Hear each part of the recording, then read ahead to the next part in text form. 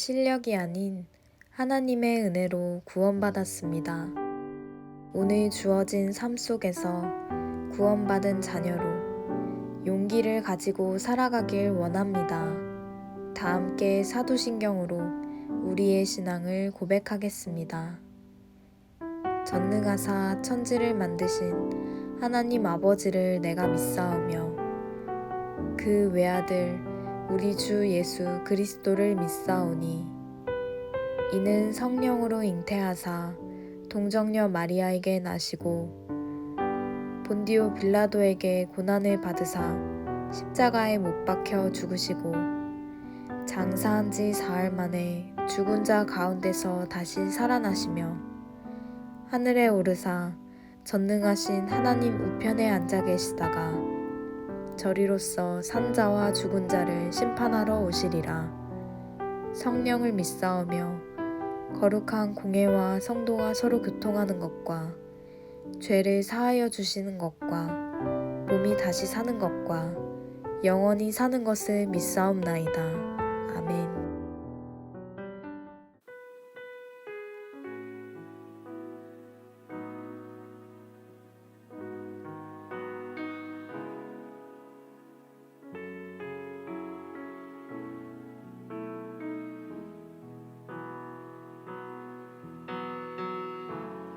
나의 소망 되신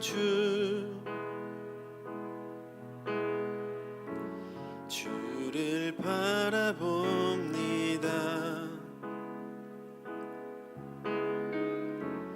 다시 오실 나의 왕 예수 주를 기다립니다.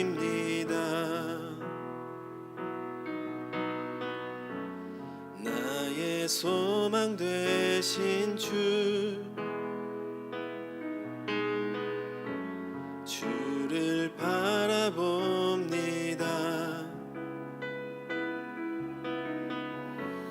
다시 오실 나의 왕 예수 주를 기다립니다. 밤이나 낮이나 어제나 오늘도 영원히 주만 찬양해.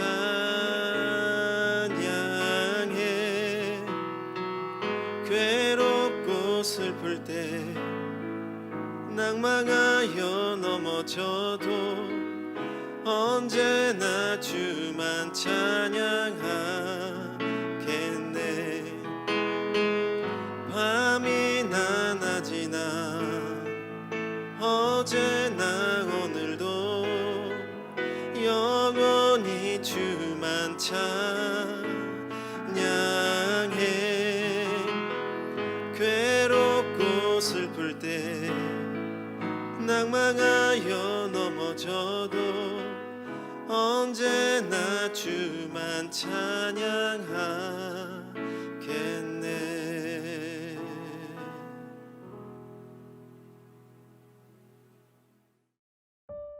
오늘 우리가 함께 나눌 말씀은 예레미야 7장 29절부터 8장 3절입니다. 너의 머리털을 베어버리고 벗은 산 위에서 통곡할지어다. 여호와께서 그 노하신 바 이 세대를 끊어버리셨음이라. 여호와께서 말씀하시되 유다 자손이 나의 눈앞에 악을 행하여 내 이름으로 일컬음을 받는 집에 그들의 가증한 것을 두어 집을 더럽혔으며 흰놈의 아들 골짜기에 도벳사당을 건축하고 그들의 자녀들을 불에 살랐나니 내가 명령하지 아니하였고 내 마음에 생각하지도 아니한 일이니라. 그러므로 여호와께서 말씀하시니라. 날이 이르면 이곳을 도벳이라 하거나 흰놈의 아들의 골짜기라 말하지 아니하고 죽임의 골짜기라 말하리니 이는 도벳에 자리가 없을 만큼 매장했기 때문이니라. 이 백성의 시체가 공중의 새와 땅의 짐승의 밥이 될 것이나 그것을 쫓을 자가 없을 것이라. 그때 내가 유다 성읍들과 예루살렘 거리에 기뻐하는 소리, 즐거워하는 소리, 신랑의 소리, 신부의 소리가 끊어지게 하리니 땅이 황폐하리라. 여호와의 말씀이니라.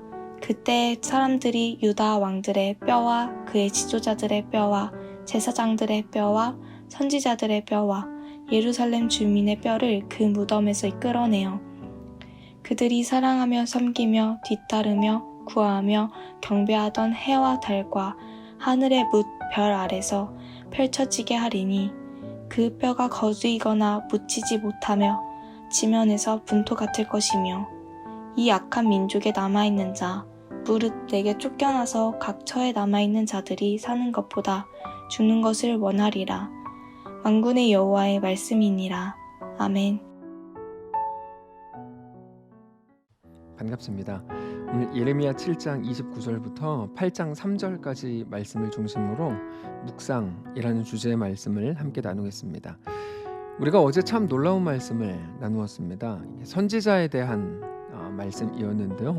선지자가 처음에는 하나님 편에 서서 백성들을 향해서 멸망을 선포하고 하나님의 진노를 말하는, 일방적으로 하나님의 편이 되어서 이야기하는 그런 자리였습니다. 그렇게 부르심을 받은 거죠. 근데 백성들에게 가서 선지자들이 아무리 말씀을 전해도 그들이 듣지를 않습니다.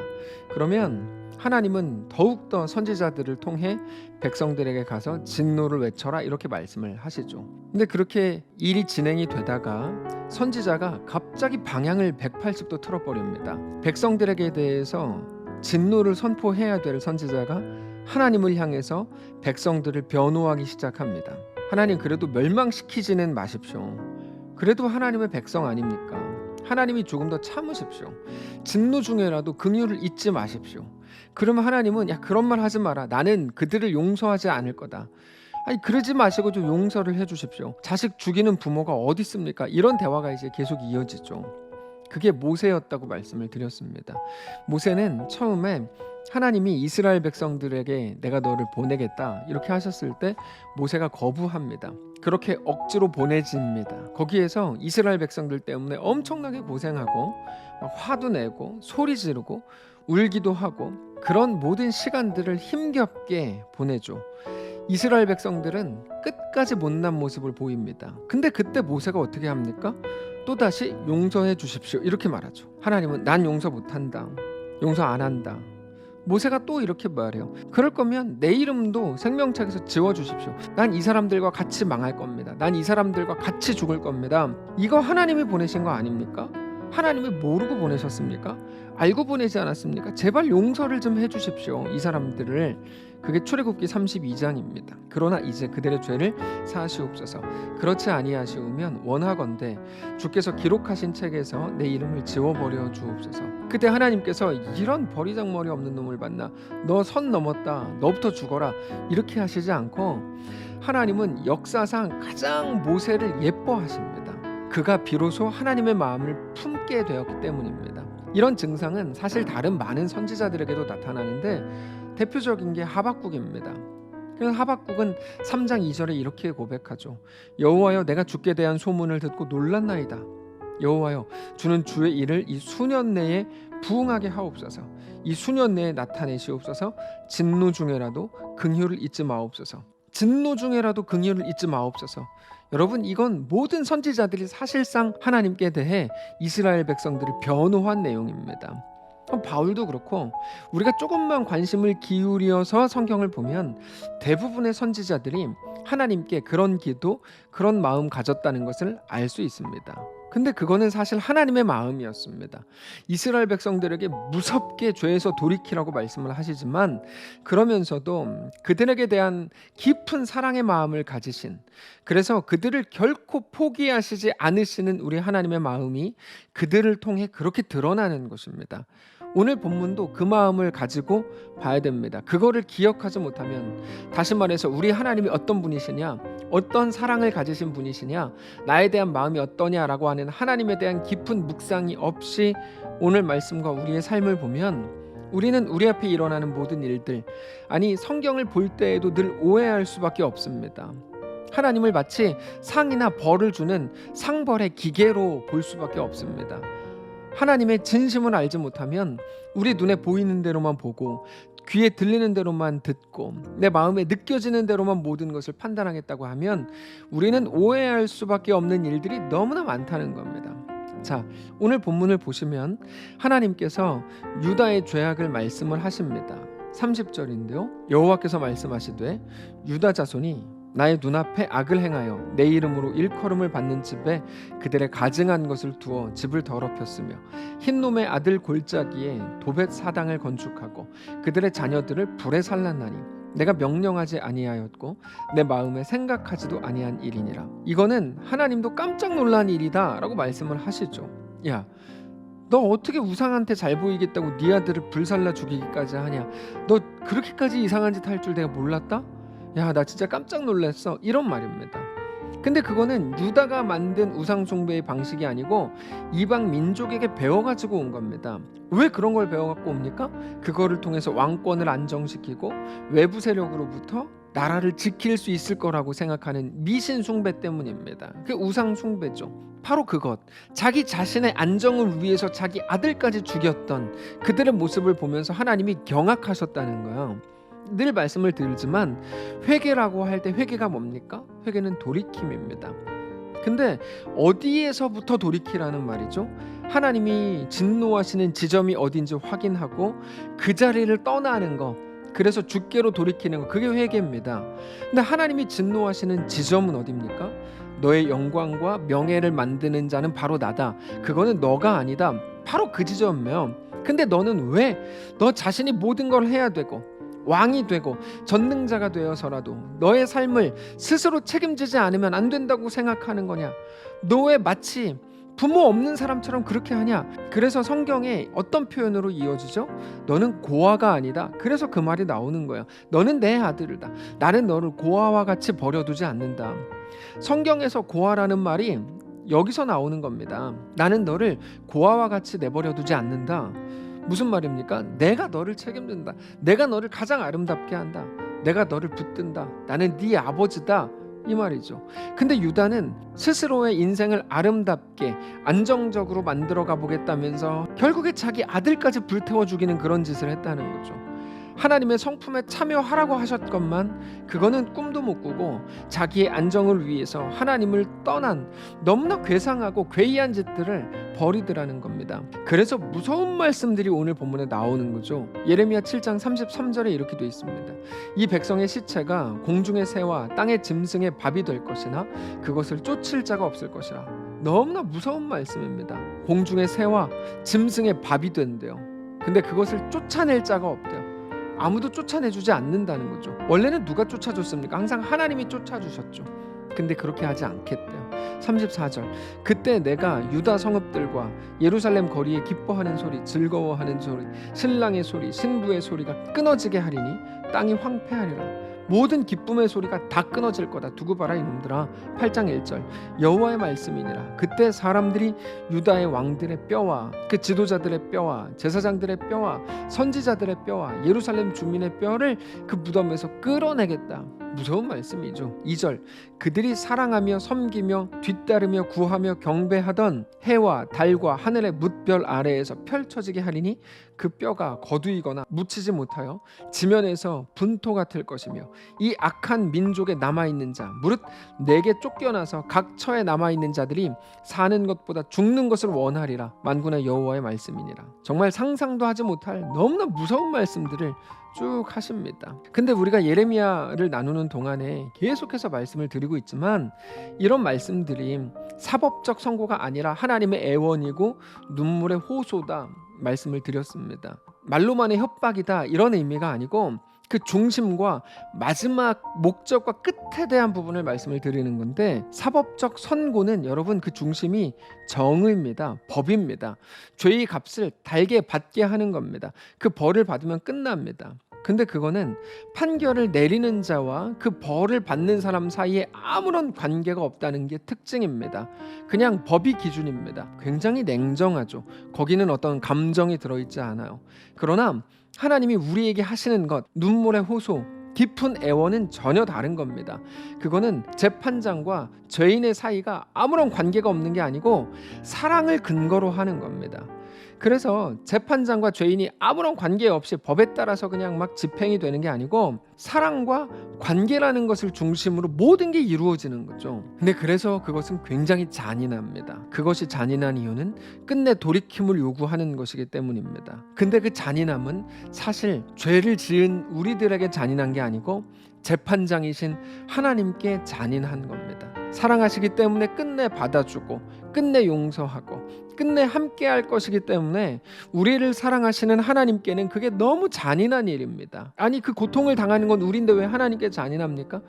여러분, 우리가 당하게 될 어떤 고통이라고 해도요, 죄의 원래 마땅한 값인 사망은 아니거든요. 사망에서 생명으로 건지기 위해 우리에게 허락하시는 어려움들이기 때문에 우리는 무슨 일을 당해도 우리가 당했어야 될 것을 당하는 건 아니에요. 우리가 당했어야 될 거는 영원한 사망인데 오히려 하나님께서는 거기서 우리를 건지신 거죠. 우리가 무엇을 불평할 수 있겠습니까? 다만 그 잔인함은 하나님께 있는 거죠.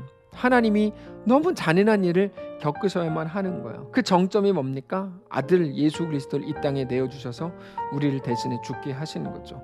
하나님이 우리를 얻으시기 위해서 감수하셔야 될 것들이 너무 많습니다. 그래서 하나님은 그 사랑을 뭐라고 표현하십니까? 사랑은 오랜 견딥니다. 사랑은 오래 참음이다. 이렇게 말씀을 하시는 겁니다.